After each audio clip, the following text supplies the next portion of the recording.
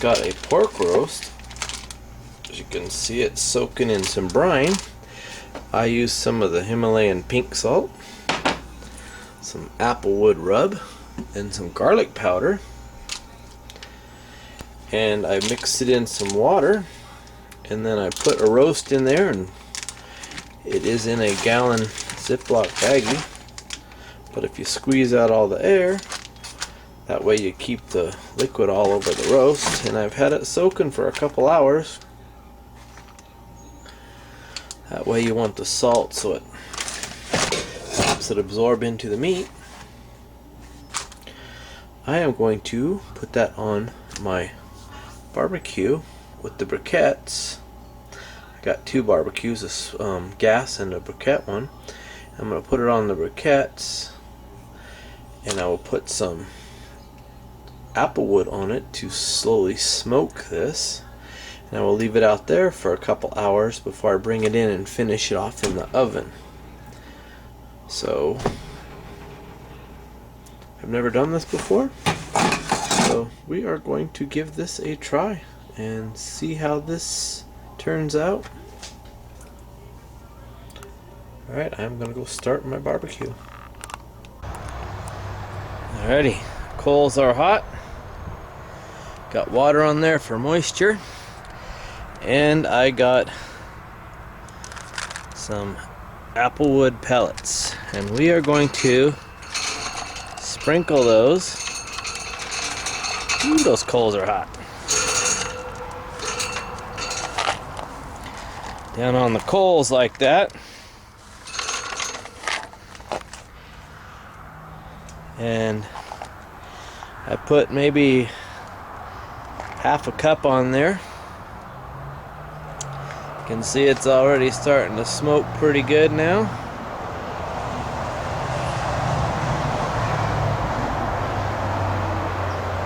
Right, I will set my roast on there. I want to keep that water to keep it moist.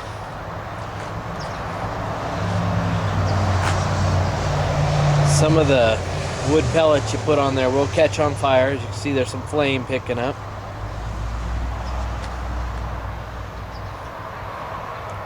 Which is okay, because it will just sit there and smoke, the ones that aren't burning.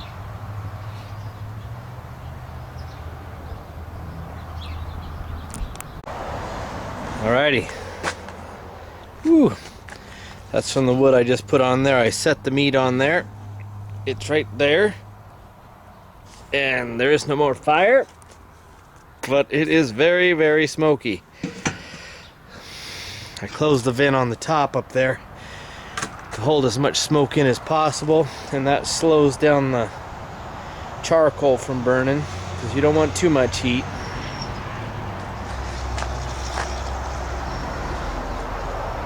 Oh, that applewood smells so good. It adds such a good flavor. But I just use the Pit Boss pellets and just put them on my charcoal. Like I said, as soon as you shut that lid, the flame goes out, it shuts your top vent.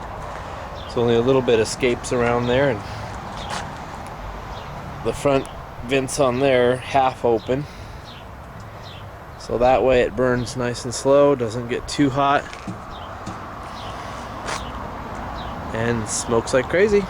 And I will come back and check it in about 15-20 minutes and add some more smoke or some more briquettes if I need to. Alrighty. I put my second handful of wood on there.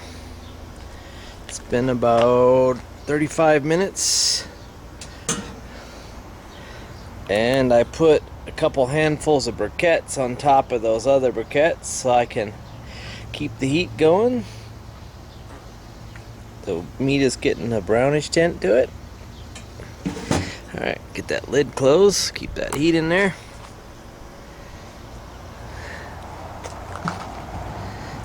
Nice and hot. Not too hot though, I can touch it, so. Alright.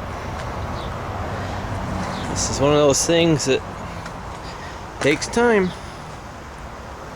Gonna start a project like this, make sure you got half a day. Alright.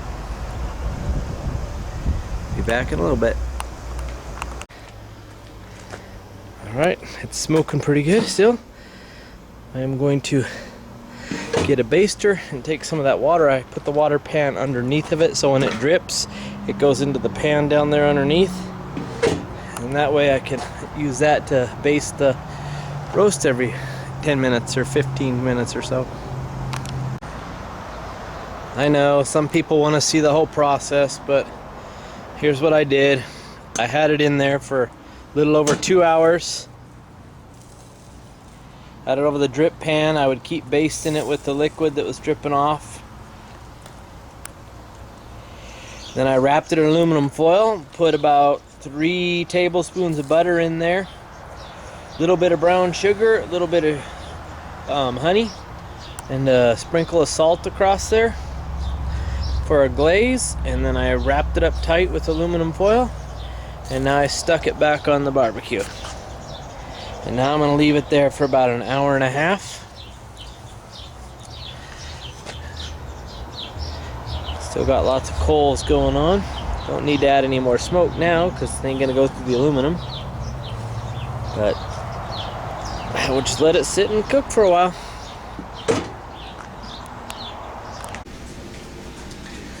Alright, I smoked it for a little over 2 hours.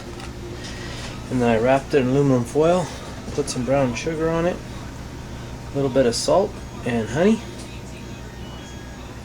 and of course about 3 tablespoons of butter. And this is what it looks like. And oh my gosh, that's good.